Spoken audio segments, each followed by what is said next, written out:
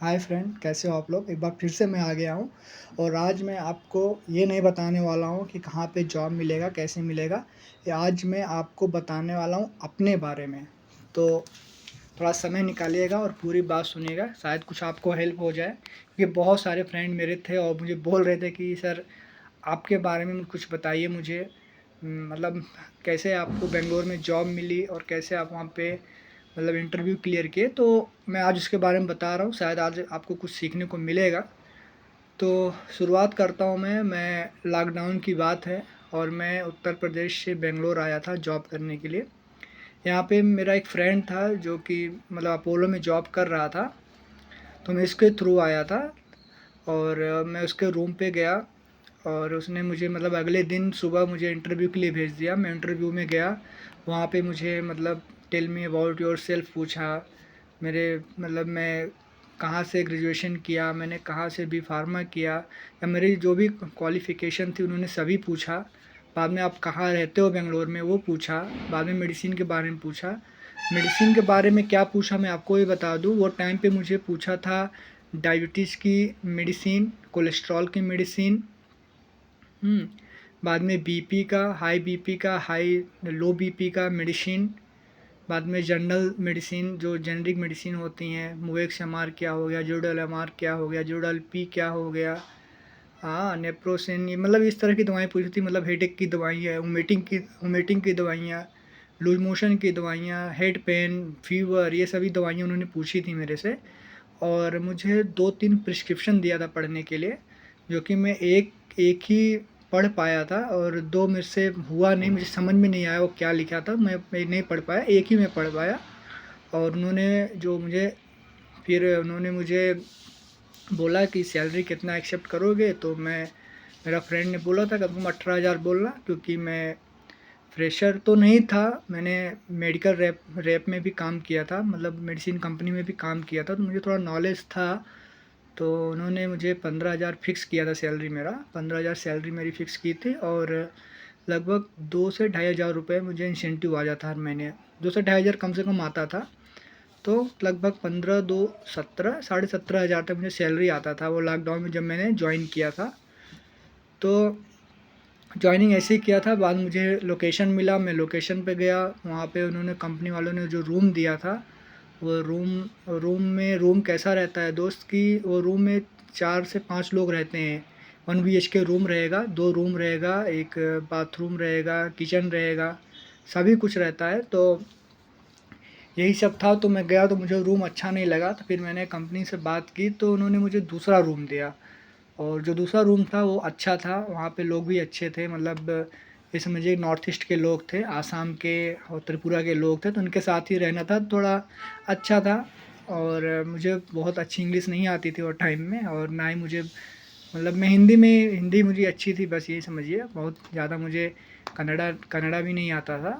थोड़ा बहुत आता था, मतलब समझने के लिए हो जाता था, सामने वाला क्या बोल रहा है वो समझ लेता था।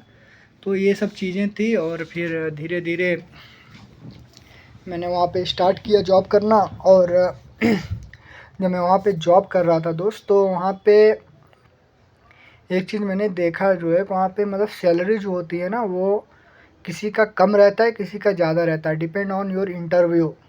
आप इंटरव्यू अच्छा दोगे तो सैलरी आपको अच्छा मिलता है। एंड इंटरव्यू आप अगर थोड़ा भी मतलब थोड़ा कम बताओगे, आपको नहीं मालूम है, तो उस हिसाब से सैलरी आपको मिलती है। तो ये सब चीज़ें थी फ्रेंड। तो मैंने इस तरह से अपोलो ज्वाइन किया था। और अपोलो ज्वाइन करने के बाद फिर मैं एस्टर फार्मेसी में आया। एस्टर फार्मेसी में भी अच्छा ही है, बट थोड़ा एस्टर फार्मेसी में क्या दिक्कत है कि यहाँ पे शॉर्टेज का प्रॉब्लम बहुत रहता है फ्रेंड।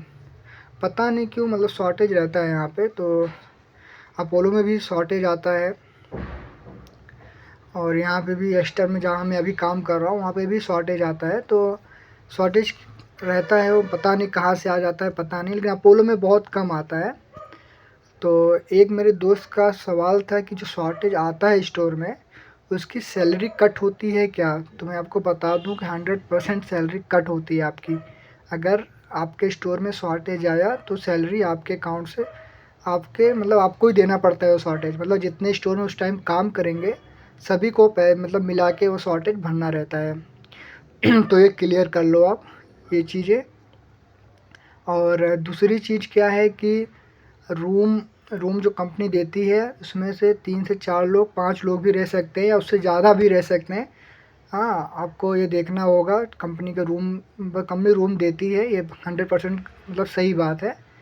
हाँ, ये भी देती है, वेलनेस वेलनेस भी देती है, मेड प्लस भी देती है। 3 कंपनियाँ केवल रूम देती हैं, बाकी और जितने भी मेडिसिन रिटेल कंपनियाँ हैं, वो कोई भी रूम आपको नहीं देती हैं। तो ये चीज़ आप ध्यान रखना, कभी भी आप इंटरव्यू में जाइएगा, ये 3 कंपनी छोड़ के अगर कोई चौथी कंपनी में आप इंटरव्यू दे रहे हैं और सेम अगर मतलब सैलरी आपको ऑफ़र किया जा रहा है, तो प्लीज़ आप अपोलो में चले आना, क्योंकि आपका खर्चा ज़्यादा हो जाएगा। यहाँ पे आप रूम वगैरह लेंगे तो आपका खर्चा बहुत ज़्यादा हो जाता है फ्रेंड।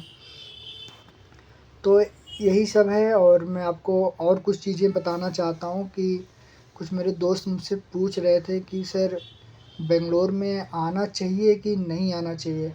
तो दोस्त मैं एक चीज़ आपको बता दूँ कि अगर आप बेंगलोर में आना चाहते हैं तो आप बिल्कुल आ सकते हैं, कोई भी दिक्कत की बात नहीं है। आप बेंगलोर आ सकते हो, यहाँ पे आप स्टेशन पे उतर के, लेकिन आप एक काम करिएगा, कभी भी जब भी आप आइएगा यहाँ पे, आप जब भी बेंगलोर में आएंगे तो पहले आप टिकट जो बुक करेंगे वो बेंगलोर में वो ट्रेन आपको सुबह छोड़ने वाला करिएगा, मतलब शाम को नहीं। शाम को आपको, क्योंकि आप जब नए नए बेंगलोर में आएंगे तो यार बहुत दिक्कत होती है। कोई दिक्कत नहीं, ऐसे बहुत बड़ी दिक्कत नहीं होती है, लेकिन आप दिन रात नए रहेंगे तो इसके लिए बोल रहा हूँ आपको कि जब भी आप आना तो मतलब ट्रेन आपकी जो सुबह छोड़ने वाली होनी चाहिए, रात को छोड़ने वाली नहीं होनी चाहिए, सुबह में छोड़ने वाली ट्रेन होनी चाहिए। और वो आप कर सकते हो। बाद में कोई पीजी ले सकते हो, पीजी का रेंट 4,000 से स्टार्ट हो जाता है। हाँ, लेकिन आपको जाना नहीं है, एटलीस्ट 5 साढ़े 5-6 हज़ार वाले पीजी आपको ले लेना है।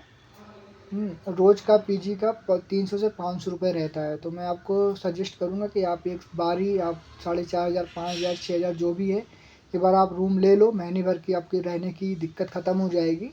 उसके बाद आप जॉब ढूँढिए, जो लोकेशन पे आपको जॉब मिलती है तो आप वो लोकेशन पे चले जाइए। थोड़ा एक कम से कम 5-6 हज़ार तो खर्चा रहेगा। और एक चीज़ और फ्रेंड, जब भी आप गांव से यहाँ बेंगलोर आएंगे तो आपको कम से कम जेब में 10,000 होना चाहिए।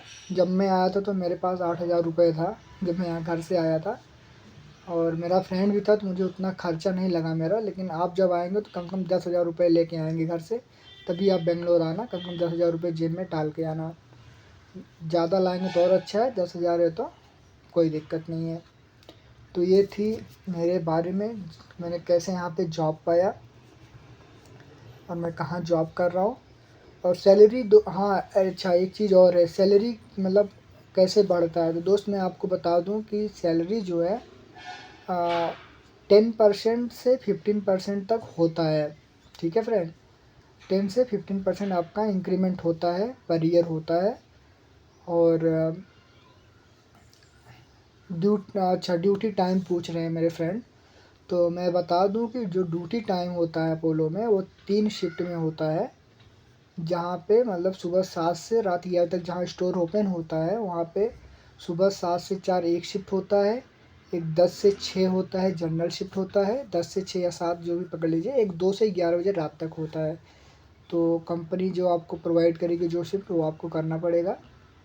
ठीक है फ्रेंड। और एक आपका क्वेश्चन था कि प्रेशर कितना रहता है। तो देखो दोस्त, प्रेशर की बात ये है कि आप अपोलो में काम करो, मेड प्लस में काम करो, आप किसी भी रिटेल कंपनी में काम करेंगे तो उस रिटेल कंपनी के खुद के कुछ प्रोडक्ट होते हैं जो कि आपको सेल करने होते हैं। आपको मतलब सेल करना ही करना होता है, आपको प्रेशर भी डालेंगे और सेल करने के लिए। लेकिन अब आप करोगे तो होता भी है सेल, और ऐसी बात नहीं है, सेल होता है।